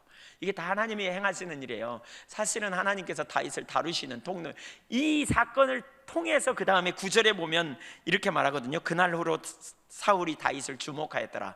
영어 성경에 보면 뭐라고 말하냐면요, 그가 질투의 눈으로 다윗을 보았더라 그랬어요. 질투가 시작되었어요. 그러니까 여러분 잘 보세요. 우리가 인생을 살다 보면 이런 일이 많이 있어요. 경쟁심, 시기 질투, 이런 거. 그러니까 누가 나와 비슷하면 문제가 안 생겨요. 근데 막 내 위에 올라가고 나를 짓누르게 생겼어. 그러면 그때부터 시기 질투가 우리 속에 올라오는 거죠. 사울이 건강했다면 이런 노래를 불렀을 때 그 문제를 잘 해결했을 거예요. 백성들을 저것들이 몰라서 그러네, 그리고는 좀 기분 나쁘지만 끊었을 거예요. 근데 사울은 건강하지 못했거든요. 하나님께 버림받고요, 그는 자기에게 집중돼 있기 때문에, 그는 자기 중심에 있기 때문에 건강하지 못했어요. 그래서 그걸 밤새 생각한 거예요. 그걸 저놈이 백성들에게 인기를 얻어 백성들에 대해서 원망스럽고 배신감 느껴지고, 한편으로는 백성들이 다윗을 자꾸 칭송하니까 자기는 신세가 뭐가 될까, 자기의 앞날이 걱정이 되기도 하고, 그러다가 결론을 어떻게 내려요? 다윗과 전혀 상관없는 결론을 내리죠. 다윗을 죽여야 자기가 왕위를 계속하겠구나. 사실 다윗의 생각에는요, 사울을 거스리면서 자기가 왕 될 생각이 없는 사람이었어요. 근데 혼자 잘못된 왜곡된 생각을 갖게 되는 거죠. 여러분, 이 경쟁심이 문제입니다. 자기가 안 내려지면요 얼마나 심각할 수 있는지를 보여줍니다. 그 이후에 이것이 사울의 삶 전체를 휘감아 버리지 않아요? 하나님이 다윗과 함께 했음을 사울은 분명히 보았거든요. 그럼에도 불구하고 하나님의 사람을 끝까지 대적하고 나서죠. 결국 하나님이 함께 하셨는데 대적했다. 그러니까 하나님의 기름 부음을 대적하는 게 문제예요. 사람을 대적하는 게 문제가 아니고 그 기름 부음, 이것이 문제죠. 결국 그 삶이 얼마나 참 비극이에요. 경쟁심의 문제요. 그러니까 이것은 아담 이후에 계속된 싸움입니다. 여러분, 아담의 타락 이후에 안목의 정욕, 육신의 정욕, 이생의 자랑이 문제라고 그랬잖아요. 가일이 아벨을 쳐 죽인 사건도 이것과 연결되어 있습니다. 그러니까 하나님 앞에 가인과 아벨이 제사를 드렸는데 하나님이 누구의 제사는 받아요? 아벨. 그러니까 가인이 시기 질투가 일어나가지고 자기 동생을 막 죽이려고 그래요. 그때 하나님께서 이렇게 말해요. 4장 6절을 보겠습니다. 창세기 4장 6절 같이 읽죠. 시작. 여호와께서 가인에게 이르시되 네가 분하여 함은 어찌 됨이며 안색이 변함은 어찌 됨이냐. 7절. 네가 선을 행하면 어찌 낫을 들지 못하겠느냐. 선을 행하지 아니하면 죄가 문에 엎드려 있느니라. 죄가 너를 원하나 너는 죄를 다스릴지냐. 이 구절 잘 보세요. 여기 뭐라 그랬어요? 죄가 문에 뭐 한다? 엎드려져 있다. 여러분 잘 들으세요. 이게 중요해요. 어떤 상황이나 환경을 만나면 우리가 감정적으로나 또 생각에 이게 부정적인 생각이 올라올 수 있습니다.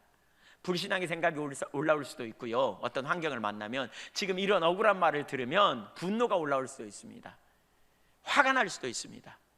근데 그때 우리가 염두에 둬야 될 게 이거 같더라고요. 죄가 문에 엎드려 있다. 이게 무슨 얘기예요? 죄가 들어오려고 지금 기회를 보고 있다는 거예요.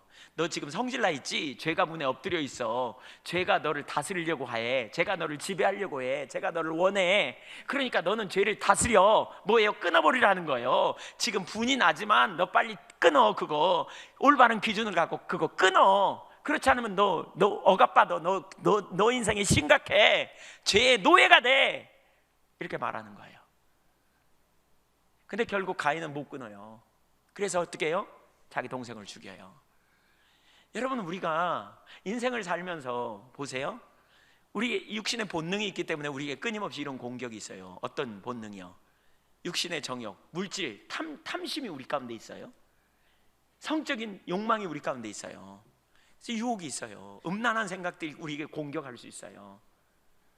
물질 탐욕에 붙들려 가지고 어떻게 내가 물질을 많이 쌓을까 하는 그런 생각에 우리가 사로잡혀서 어떻게 내가 물질을 얻을까 온갖 상상을 하다가 다른 사람을 어떻게 해서라도 내가 유익을 얻으면 좋겠네, 혹은 일확천금을 노리는 이런 생각들이 우리에게 끊임없이 올라올 수 있어요. 그러다가 뭐예요? 뭐 요즘 사기 무슨 경마 아니면 무슨 게임 이런데 우리가 가기도 쉬울 수 있고요. 그런데 노출될 수도 있고요.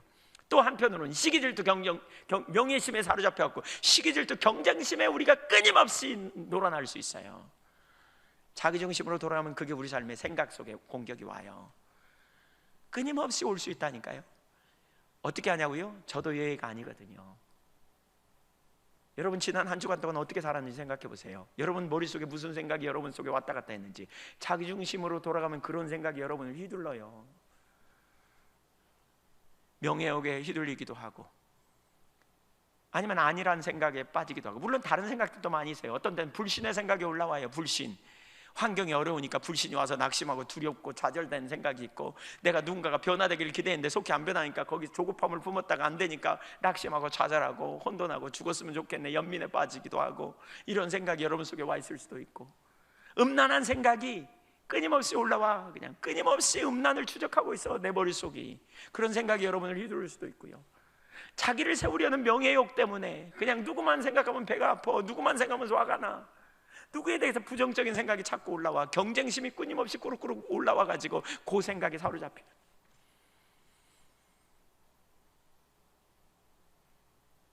자기중심으로 돌아가면 이게 올라온다니까요. 우리 중에 아무도 예의 없다고 생각해요. 저는 죄의 소원이 내게 있으나 죄를 다스리라는 거예요. 죄가 너를 원한다? 문 밖에 지금 두드리고 있다? 여러분 틀림없이 그런 생각이 왔을 때 여러분이 행동까지 가면 죄가 여러분을 붙들어요. 그래서 에베소서 4장 잘 생각이 안 납니다. 뭐라 그래요? 분을 품어도 4장 24절 분을 품어도 24절 25절 26절 분을 품어도 하루에를 넘기지 말라, 마귀가 틈을 탈까 하노라 그랬어요. 성질 낼 수 있다, 성질 낼 수 있다, 그것까지는 죄라고 말하고 있잖아요. 근데 하루에 넘기지 마. 왜? 마귀가 와서 너 잡아버린다, 그 말이에요. 여기 오늘 보면 10절을 보세요. 그 일이 일어난 거예요, 사울에게. 10절 같이 읽어볼까요? 시작. 그 이튿날이 언제냐면 사울은 천천히 다윗은 만만히 이뤄서 이 노래를 들은 날, 그 이튿날이에요. 그러니까 그 하루 동안 엉뚱한 생각, 분노가 사로잡혔고 엉뚱한 생각을 많이 한 거예요. 그러다 잘못된 결론을 내린 거예요. 저놈을 죽여야 내가 왕 되겠구나, 저놈만 없애면 내가 왕 되겠구나, 이런 생각을 한 거예요. 내 왕위를 지키려면 저놈을 죽여야 되겠구나, 이 생각을 한 그 이튿날, 그 생각을 안 자르고 둔 이튿날, 사울이 하나님께서 부리시는 악령이 사울에게 힘있게 내림에 그가 그 집에서 정신없이 떠들어대므로 다윗이 평일과 같이 손으로 수금을 탔는데 그때에 사울의 손에 창이 있는지라. 정신분열증에 걸린 거예요. 정신없이 헛소리했대요. 악령이 힘있게 내렸어요. 그 다음날 아침에 귀신이 충만하게 돼요. 로마서 6장 14절에 보면 죄가 너를 다스릴 수 없다, 주관할 수 없다고 말했어요. 여러분, 죄에 노예되지 않기를 축복합니다. 여러분이 혹시 하나님을 떠나 있다면, 너무 깊이 떠났다면 지금 돌이켜야 돼요. 돌이켜야 돼요. 결단해야 돼요. 반드시 죽을 것이라 그랬다니까요, 그거 따먹으면. 근데 전혀 죽을 것 같지 않아 보여요. 달콤해 보여요.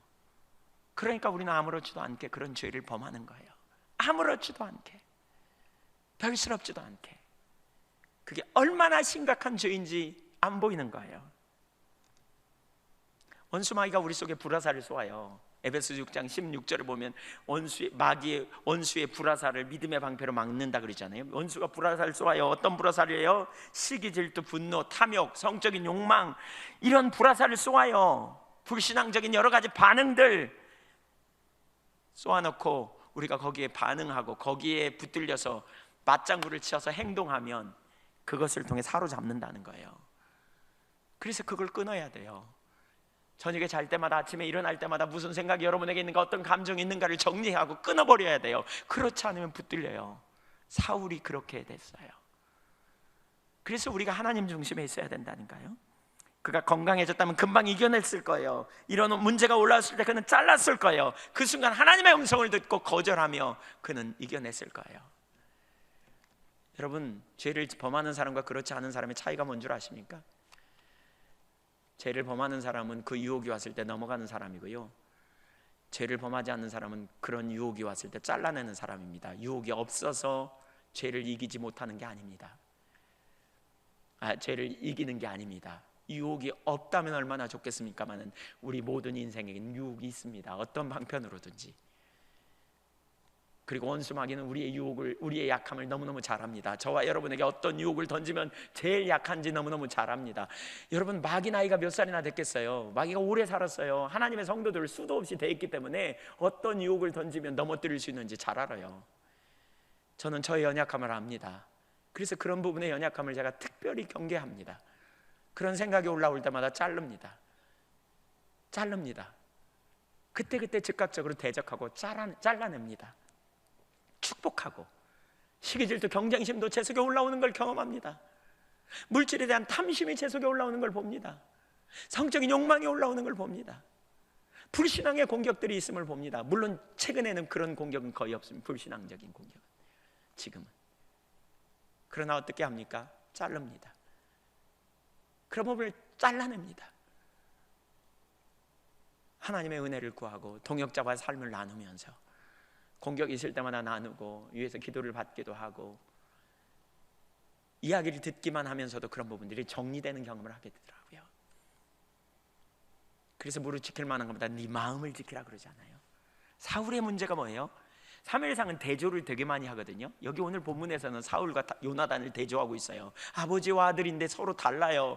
아버지는 뭐예요? 육신의 욕망을 따라 자기 중심에서 헤매는 사람이라면 아들은 철저하게 하나님 중심에서요. 왜 요나단인들 그런 시기질투가 안 올라왔겠어요? 아버지가 뭐라 했겠어요? 다 너를 위해 사는 거야, 이렇게 말하지 않았겠어요? 그 친구들이 뭐라 그랬겠어요? 얼마나 많이 조언을 했겠어요? 그런데 요나단은 잘랐어요, 그걸. 철저하게 하나님 중심에 섰었다고요. 그분의 뜻이 이루어지면 족한 하나님 나라는 이런 자들을 통해 이루어진다고 저는 믿습니다. 여러분 기억하세요. 지난 한 주간 동안 여러분은 어떻게 살았는지, 어떤 생각이 여러분 속에 있었는지 여러분 스스로 돌이켜 보세요. 어떤 마음이 여러분 안에 있었는지. 그 공격이, 그 생각이 여러분을 사로잡았다면 여러분은 어쩌면 자기중심에 있는지 몰라요. 그래서 집중적으로 하나님 찾아야 돼요. 물론 하나님 찾는 가운데서도 그런 공격이 올 수도 있어요. 유혹이 올 수도 있어요. 근데 깨어있기 때문에 물리치기 훨씬 쉽고요. 그리고 믿음의 동역자들과 삶을 나눌 필요가 있어요. 여러분의 삶을 나눌 수 있는 믿음의 동역자를 두세요. 내게 이런 고민이 있다고. 그리고 얘기 나누면 훨씬, 얘기 나누면서 본인도 정리되고요, 또 상대편 얘기해 주면서 정리될 수 있어요.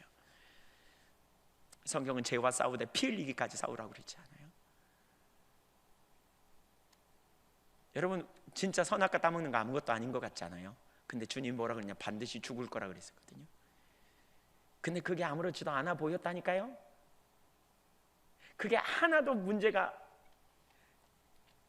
뭐야? 오히려 자기에게 유익이 올 것처럼 보였다니까요. 다른 관점으로. 우리가 하나님 떠나 자기 중심으로 돌아가면요, 우리가 너무나 쉽게 죄를 범할 수 있는 이유가 거기 있어요.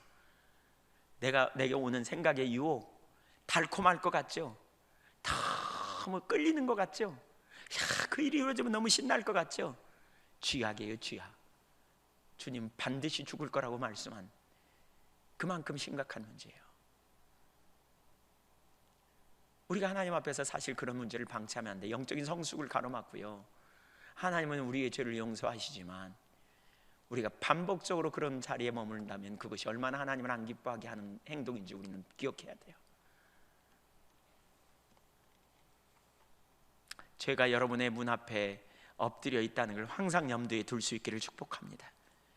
그리고 잘라버리세요. 다스리세요. 죄가 너희를 주관할 수 없다고 하셨어요. 예수님이 십자가에서 그러한 권세를 우리에게 주셨어요. 그분이 우리에게 능히 이기게 하셨다고요. 그러한 믿음의 삶이 되기를 축복합니다. 두 번째, 마지막, 요나단은 자신의 감정과 미래를 내려놓고 다윗을 위해 변호하였습니다. 4절 5절을 보겠습니다. 19장. 요나단이 그의 아버지 사울에게 다윗을 칭찬하여 이르되, 원하건대 왕은 시나 다윗에게 범죄하지 마옵소서. 그는 왕께 득죄하지 아니하였고 그가 왕께 행한 일은 심히 선함이니이다. 그가 자기 생명을 아끼지 아니하고 블레셋 사람을 죽였고 여호와께서는 온 이스라엘을 위하여 큰 구원을 이루셨으므로 왕이 이를 보고 기뻐하셨거늘 어찌 까닭없이 다윗을 죽여 무죄한 피를 흘려 범죄하려 하시나이까. 왕자로서 그는 권력과 명예를 취하기 위해 다윗을 제거하려는 아버지의 일에 동조할 수 있었습니다. 그러나 그는 아버지 앞에서 다윗을 칭찬하고요, 그를 변호했습니다. 그는 믿음으로 진리에 반응하는 삶을 살았습니다. 그는 하나님을 신뢰함으로 진리 가운데 자신을 들여 헌신하는 자리에 갔어요. 어쩌면 아버지가 이렇게 말했을지도 몰라요. 이놈아, 너 내 속을 모르냐? 다 너 때문에 그러는 거지. 내가 다윗을 그냥 미워하냐? 너 다윗이 없어져야 네가 왕돼, 이놈아. 어쩌면 사울이 이렇게 말했을지도 몰라요. 그런 세상적인 아버지의 관점을 어떻게 그가 뿌리치고 그렇게 설 수 있었을까? 왜 그 마음에 질투가 없었을까? 사단은 아마도 요나단의 마음을 흔들어 뒤집어 놓았을 거예요, 어쩌면. 그러나 그는 믿음으로 하나님께 반응했다니까요. 그 순간 믿음으로 반응했다니까요. 그는 하나님을 경외함으로 반응했다니까요. 하나님께 미래를 맡기고 하나님께 주도권을 드렸습니다. 이 땅에서 세상적 위치에 그는 집착하지 않았습니다. 그는 영원한 세상을 바라봤고 그는 미래를 내려놓고 하나님께 맡기고 순종하며 믿음으로 나간 것입니다. 하나님은 이런 무리를 찾으세요. 하나님 나라와 영광을 위해서. 자신이 내려지지 않으면요, 주님의 나라와 영광을 위해 살 수 없어요. 저는 우리 오늘 장로님 국회의원으로서 큰 일을 감당하시는데 그 자리에 신실하게 서실 수 있기를 축복합니다. 철저히 자기를 내리시고 하나님의 기준에 서시면, 정치하는 일이 참 쉽지 않으신다고 여러분이 그러시더라고요. 하나님께서 그런 은혜로 뒷받침해 주시기를 축복합니다. 주님의 길에 서는, 내가 손해볼지라도, 내가 바보처럼 보일지라도, 내가 다른 사람에게 인정받지 못할지라도 주님이 기뻐하시는 길이라면 기꺼이 내 삶을 드리고 순종하는 믿음의 종이 되는, 세례 요한은 예수님의 등장 앞에 그렇게 말합니다. 그는 흥하여야 되겠고 나는 쇠하여야 되리라. 그 당대에요, 대부분의 사람들이 세례 요한의 제자였습니다. 그만큼 세례 요한의 영향력이 막강했습니다. 근데 예수님이 등장하자 그는 기꺼이 그는 흥하여야 되겠고 나는 쇠하여야 되리라, 자기의 권력을 이양합니다. 오늘날 교회 가운데 문제가 심각한 이유가 뭡니까? 오늘날 기독교가 능력이 없는 이유가 뭡니까? 놓을 때 놓을 줄 몰라서 그렇습니다. 어떤 교회 같은데 문제가 일어나는 많은 이유 중에 하나가 은퇴하신 목사님들이 놓아야 할 때 놓지 못하고 여전히 영향력을 행사하려고 하다 보면 심각한 문제가 일어나는 걸 봅니다. 제가 어떤 교회들은 그런 교회도 봐요. 그 목사님이 그 교회에 사임하고 다른 교회로 가갖고도 여전히 그 교회의 성도들을 개인적으로 만나가지고 개인적으로 조정해요. 집착하는 거죠. 그러니까 하나님 나라와 하나님 영광이 이루어지지 않는 거죠. 뜻이 이루어지지 않는 거죠. 아주 비겁한 행위죠.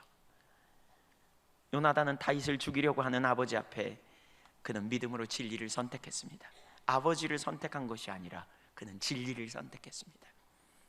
자기 명예를 선택한 것이 아니라 그는 진리를 선택했습니다. 그는 아버지에게 진실을 말합니다. 그러자 사울은 아들까지도 죽이려고 하는 그러한 일을 합니다. 요나단은 다윗을 보호해주고 도망가도록 지켜주었고, 요나단은 아버지 사울의 행동을 막아서는 그런 일을 합니다. 우리는 요나단의 자세를 배워야 합니다. 그는 겸손한 사람이고 믿음의 사람이었습니다. 진리를 따라 사는 사람. 그가 그렇게 될 수 있었던 것은 아까도 나눴지만 하나님 중심적인 자리에 있었기 때문이에요. 여러분, 저도요, 제가 여주복 목사님과 오래 동역을 하잖아요. 동역을 97년도부터 하잖아요. 언제나 제가 여주복 목사님과 아주 편안한 관계가 아닙니다. 이번에도 갔더니 어떤 분이 그러더라고요. 저한테 같이 있는데 참 이 목사님이 여 목사님을 사랑하는 게 보인다고. 그래서 제가 그랬습니다. 언제나 그런 건 아니라고. 언제나 그랬던 건 아니라고. 사실 언제나 그런 건 아닙니다. 뭐 여주복 목사님도 마찬가지일 겁니다. 그 여 목사님 그런 거예요. 뭐 부부간에도 그러는데 그럴 수 있겠어요? 근데요, 희한하게요, 제가 그분에 대해서도 경쟁심, 시기 질투가 제 속에 올라올 때가 있어요. 어떤 때는 좀 억울한 생각이 들 때도 있고. 근데요, 주님 찾으면 금방 다른 관점이 보여요. 금방 다른 관점이 보여요. 하나님의 관점으로 보게 돼요. 그러니까 금방 내려서고 진정한 연합이 되어지더라고요. 하나가 되어지는. 그렇지 않으면 마음속에 그런 게 올라오거든요. 시기질투, 경쟁심이 올라오고, 서로 또 어떤 때는 섭섭함이 올라오고, 그냥 어떤 때는 그냥 미워하고, 좀 그런 생각이 올라오고, 에이, 다시 안 만나버릴까 막 이런 생각도 올라오기도 하고. 근데 금방 하나님의 관점으로 서면 이게 전환되더라고요. 그래서 하나님 중심적인 삶이 얼마나 중요한지 몰라요. 기억하십시오. 요나단은 세상적으로 볼 때는 아주 미련해 보여요. 그러나 그는 하나님 나라에서 큰 자가 될 거라고 저는 생각해요. 이 땅이 전부가 아니고 세상의 원리에 승리가 있지 않음을 성경은 분명히 가르쳐요. 하나님 나라가 뭡니까? 그분의 통치가 이 땅에 온 거 아닙니까? 그분의 다스리심이 이 땅에 왔습니다. 세상은 그분의 다스리심 가운데 살지 못하지만 하나님 나라는 그분의 통치 가운데 있습니다. 하나님 가운데 진정 큰 자가 누구입니까? 요나단은 어쩌면 기득권을 다 포기한 사람입니다. 그는 세상적으로 볼 때 미련하고 바보처럼 보일 것입니다. 그러나 그는 하나님 나라의 원리를 따라 산 사람입니다. 하나님 나라는 복된 소식입니다. 우리는 그 복된 소식으로 우리는 자유케 된 사람입니다. 그래서 우리는 이 땅에서 세상의 빛과 소금의 역할을 감당하려고 하나님 나라 백성처럼 하나님의 주권 아래서 우리는 순종하며 하나님을 주인으로 하나님의 길을 따라 이 땅에서 살아가는 사람들 아닙니까? 믿음으로. 하나님 나라에서 그렇게, 이 땅에서 그렇게 사는 자가 하나님 나라에서 큰 자라고요. 하나님의 영광을 위해 기꺼이 자기 영광을 포기한 사람. 제가 볼 때는 요나단은 하나님 나라에서 굉장히 큰 자리를 차지하고 있을 거예요. 요나단은 철저히 자기를 부인하는 자리, 철저히 하나님의 영광을 위해 서는 삶. 하나님께서 우리에게 주신 비전을 담아내고자 한다면 우리는 그 자리에 서야 돼요. 영적 성숙하기를 여러분 정말 원하신다면 여러분, 우리는 그 자리에 가야 돼요. 나를 기쁘게 하려는 삶을 내리는, 우리는 눈을 높이 들으셔야 돼요. 나와 이웃을 볼 게 아니고요, 주님을 보는 거예요. 그리고 그분의 나라를 봐야 돼요. 그분의 나라가 이루어지는 것이 나의 기쁨이고 나의 소망인 것을 봐야 돼요. 그래야 우리가 누군가가 세워지는 것을 기쁨으로 세울 수 있고요, 기뻐할 수 있고요, 하나님 나라가 이루어지는 것을 위하여 우리는 기쁨으로 하나님께 반응하며 나갈 수 있을 거예요. 요나단은 자기 아버지 사울과 달랐어요. 어떻게 아버지와 아들이 이렇게 다를 수 있을까? 자기가 내려진 사람과 그렇지 않은 사람의 차이. 하나님 나라가 여러분 안에 임했습니까? 하나님이 여러분의 주인이십니까? 하나님이 여러분을 통치하십니까? 그러면 여러분 하나님의 통치 가운데 들어가세요. 하나님이 나를 다스리십니다. 하나님이 나를 아시면 족하다. 하나님이 나의 왕이다. 하나님이 나의 생명이다. 하나님의 뜻이 이루어지면 족하다. 나 하나쯤은 내 명예는 드러나지 않아도 괜찮다. 주님이면 족하다. 기꺼이 그렇게 하나님을 선택함으로 하나님의 영광을 드러내는 믿음의 종들이 되시기를 축복합니다. 철저히 자기를 비우는, 하나님은 아세요. 하나님이 우리를 모르시나요? 내가 사람에게 나를 세우려고 노력하는 대신 하나님 앞에 신실하면 그분이 우리를 세우실 거라고요. 그분이 그분의 방법으로 그분의 뜻을 이루고 마침내 하나님 나라에서 큰 자요, 또한 이 땅에서도 결산을 이루어 하나님께서 귀하고 복된 역사를 우리 가운데 주실 줄로 믿습니다. 주님 앞에 신실하십시다. 하나님 앞에 인자와 진리를 내 목걸이에 매라. 그리하면 네가 하나님과 사람 앞에 은총과 기중의 예물을 받으리라고 하셨어요. 인자는 하나님을 사랑하는 거고요, 진리는 faithfulness, 충성됨입니다. 하나님 앞에 신실함. 하나님 앞에 그렇게 신실하십시오. 그분의 말씀에 신실하시자고요. 이 땅이 너무너무 어둡습니다. 오늘날 정말 그리스도인으로 살기가 쉽지 않은 세상입니다. 그래서 너희는 세상의 빛과 소금의 역할을 감당하라고 그렇게 말하고 있습니다. 우리가 주님과 함께 할 때, 주님과 동행할 때, 우리가 하나님 중심적인 삶을 살게 될 때 하나님께서 우리에게 더 빛을 드러내게 하셔서 우리로 말미암아 세상이 변화되고 이 땅이 변화되는, 그리고 하나님의 영광이 드러나는 놀라운 역사가 일어나게 될 줄로 믿습니다. 누가 요나단처럼 되겠습니까? 저는 요나단처럼 되기를 선택하겠습니다. 저와 여러분이 그 자리에 있기를 간절히 소원합니다. 죄가 나를 다스리지 못하도록 하리라. 욕망이 나를 다스리지 못하도록 하리라.